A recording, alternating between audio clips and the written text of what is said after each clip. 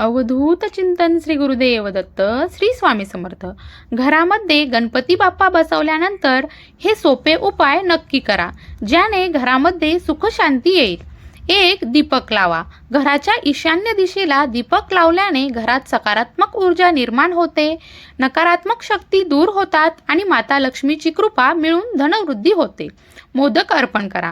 गणपती बाप्पाला मोदक अतिशय प्रिय आहे. त्यांना मोदकाचा नैवेद्य दाखवल्याने जीवनातील अडचणी कमी होतात आणि घरामध्ये सुखशांती नांदते. दुर्वा अर्पण करा. गणपती बाप्पाला दुर्वा खूप प्रिय आहे. त्यांच्या मस्तकावर दुर्वा चढवल्यास बाप्पाची विशेष कृपा लाभते. गणेश स्तोत्र पठण करा.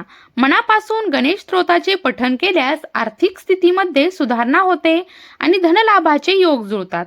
लवंग कापूर आहुती द्या.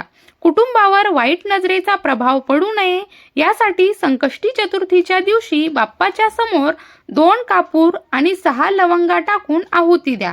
आहुतीची ज्योत सर्वांनी कपाळाला स्पर्श करावी. भिवू नकोस, स्वामी सदैव पाठीशी आहेत.